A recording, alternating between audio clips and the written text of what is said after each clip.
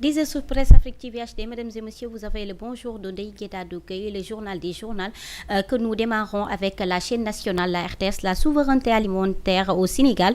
La jeunesse s'engage et le thème des prochaines vacances agricoles et patriotes prévues pendant l'hivernage. Une initiative du ministère de la Jeunesse, des Sports et de la Culture en partenariat avec le département de l'Agriculture et de la souveraineté alimentaire. L'arrêté a été signé par une convention. L'objectif est de répondre de manière holistique aux besoins des jeunes en termes de besoins sociaux et économiques. C'est avec Penabo.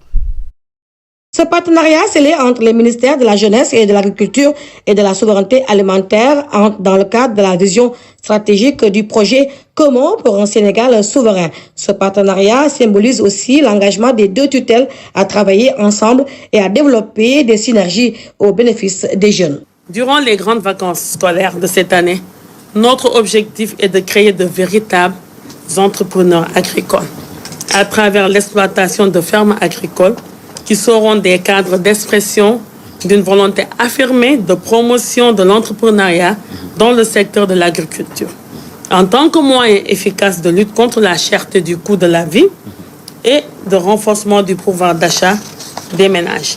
Cette convention, dira le patron de l'agriculture, est plus qu'un accord. Elle symbolise aussi notre engagement à travailler ensemble, à mutualiser nos ressources et à développer des synergies pour maximiser l'impact de nos actions au bénéfice de la jeunesse sénégalaise. Donc, vive la solidarité gouvernementale. Je suis convaincu que ce partenariat permettra d'apporter des réponses innovantes et durables à des défis multiformes auxquels nous faisons face. Il est donc essentiel que nous maintenions des relations étroites de collaboration, que nous poursuivions nos efforts conjoints pour mobiliser les ressources nécessaires et la réalisation de nos objectifs communs. La culture, les acteurs culturels, les artistes ont un rôle fondamental du point de vue de l'importance qu'ils ont dans la transmission du message, mais également dans l'implication pour l'animation, parce que ce programme également demande de l'animation. Les acteurs donc sont au cœur justement de l'élaboration et la diffusion du message qui doit porter, qui doit faire promouvoir et apporter justement la concrétisation de ce programme un peu partout dans le pays. Ainsi, pendant ces vacances agricoles et patriotiques, les actions qui vont être menées vont fortement contribuer à l'amélioration du niveau de vie des jeunes et à la promotion de l'emploi, sans compter la construction d'un Sénégal plus. Et puis nous allons parler de tout à fait autre chose avec Walfadjri. Tension entre les pêcheurs de Guéréo et ceux de Ndayane. Les premiers nommés accusent leurs confrères de se livrer à la destruction de leur matériel. Ils parlent également de l'interdiction, de la violation de l'interdiction de pêche nocturne. L'arbitrage des autorités est réclamé dans cette correspondance signée Tchernodaf. Le torchon brûle entre les pêcheurs de Guéréo et leurs collègues de Ndayane. Les gens ils pêchent avec leurs matériaux qui coûtent extrêmement cher. Donc si on dit que la pêche, on a interdit la pêche dans notre zone et qu'on a laissé Cap-Vert, effectivement il va y avoir des problèmes. Si on voit qu'il y en a certains qui pêchent et que certains qui ne pêchent pas et que ça a des conséquences sur nos matériaux, il ne faut pas que personne dise que les gens de Guéréo sont rentrés en mer, ils ont fait ceci ou ça. Ils n'ont pas le choix, ils sont obligés d'aller se défendre. Les pêcheurs de Guéréo accusent leurs voisins de Ndayane de destruction massive de leur matériel et de violation de l'arrêt interdisant la pêche nocturne. Si on disait par exemple, on a perdu 100 millions, les gens vont se poser des questions. On a appelé le commandant de brigade pour dire que si ce problème-là ne s'arrête pas, on ne peut pas continuer à perdre nos matériaux et qu'on nous trouve jusqu'à Ndayane pour détruire nos matériaux qui sont nos gagne-pain. On ne peut pas laisser faire.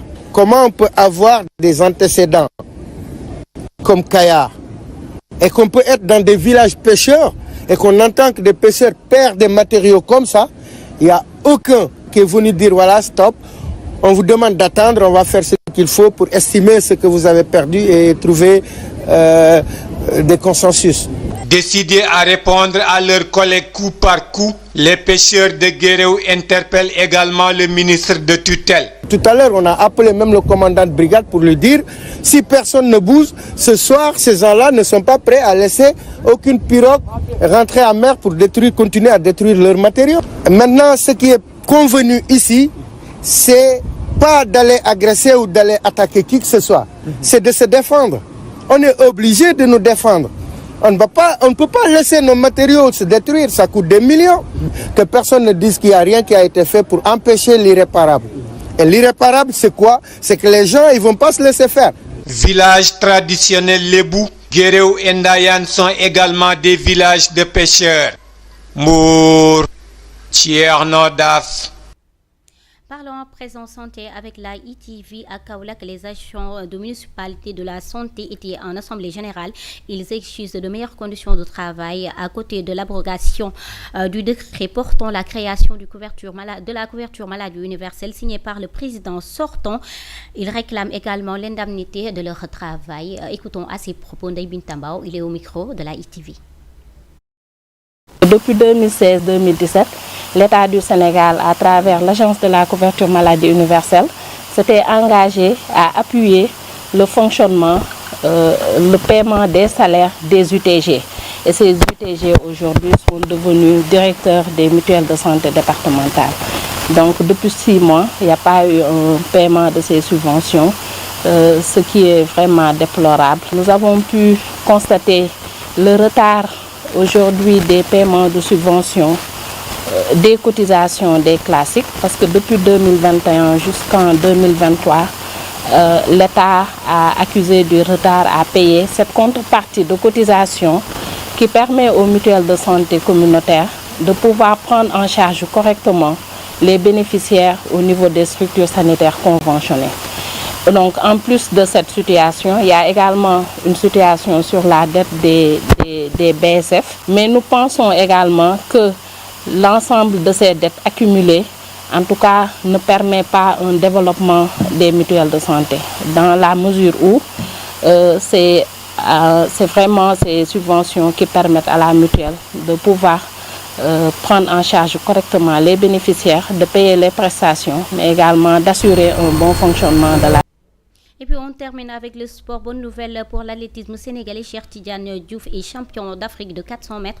Il a fait une performance réalisée à Douala au Cameroun aux allocutions du 23e championnat d'Afrique. Il a fait un chrono de 45 secondes 23. Ibrahim Mboup. Il fait briller le Sénégal à Douala. Cheikh Tidiane Diouf décroche son premier titre de champion d'Afrique. La performance est d'autant plus retentissante que depuis 1996, aucun athlète sénégalais n'était monté sur la plus haute marche du podium du 400 mètres chez les hommes. À 29 ans, Cheikh Tidiane Diouf vit son moment de gloire sur le tour de piste. Il a réalisé un chrono de 45 secondes 23, suffisant pour le hisser au sommet du 400 mètres plat continental. À la 51e place du ranking mondial avant les championnats d'Afrique, Cheikh Tidiane Diouf va sûrement gagner des places, ce qui devrait lui permettre de se qualifier aux Jeux Olympiques de Paris. Au cas échéant, ce sera une performance de plus pour cet athlète qui a découvert la première discipline olympique sur le tard.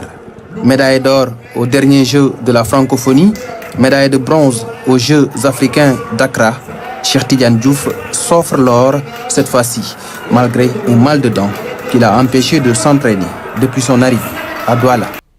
Toutes nos félicitations à Cheikh Tidiane Diouf. C'est cette page sport qui met fin à ce JT des JT. L'information revient en Wolof. Ce sera en 11h avec Moulay Mboup. Quant à moi, je vous donne rendez-vous à 12h dans votre blog d'information médicale.